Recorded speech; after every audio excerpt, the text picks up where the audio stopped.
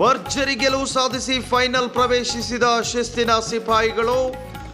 RDPR Challengers ಹಾಗೂ education emperor's ತಂಡಗಳಿಗೆ ಸೋಲಿನ ರುಚಿ ತೋರಿಸಿ ಫೈನಲ್ನತ್ತ ಪರೇಡ್ ನಡೆಸಿದ ಪೊಲೀಸ್ ಪ್ಯಾಂಥರ್ಸ್.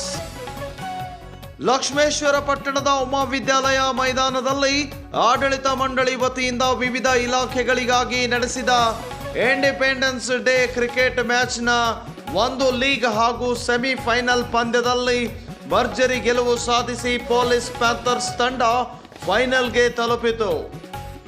ಸೆಮಿಫೈನಲ್ನಲ್ಲಿ ಗೆದ್ದು ಬೀಗಿದ ಪೊಲೀಸ್ ಪ್ಯಾಂಥರ್ಸ್ ತಂಡ ಹಾಗೂ ಪೊಲೀಸ್ ಸಿಬ್ಬಂದಿ ವರ್ಗದವರು ಹರ್ಷ ವ್ಯಕ್ತಪಡಿಸಿದರು.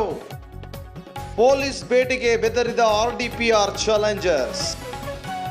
ಇತ್ತ ಟೂರ್ನಿಯುದ್ದಕ್ಕೂ ಉತ್ತಮ ಆಟ ಪ್ರದರ್ಶಿಸಿದ ಎಜುಕೇಷನ್ ಎಂಪರರ್ಸ್ ತಂಡ ಗೆಲುವಿನ ಗುರಿ ಮುಟ್ಟಲು ಸಾಧ್ಯವಾಗಲಿಲ್ಲ.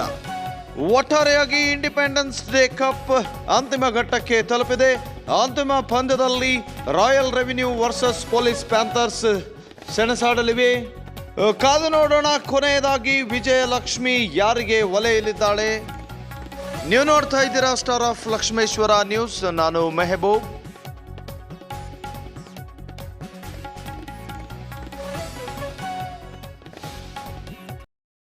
ಉತ್ತಮ ಮಟ್ಟದ ಟೂರ್ನಮೆಂಟನ್ನು ತಮ್ಮ ಕಡೆಯಿಂದ ಅಪೇಕ್ಷಿಸಿದ್ದೀವಿ ಸರ್. ಅದು ಫುಲ್ಫಿಲ್ ಆಗುತ್ತಾ ನಮ್ಮ ಡ್ರೀಮ್ಸ್?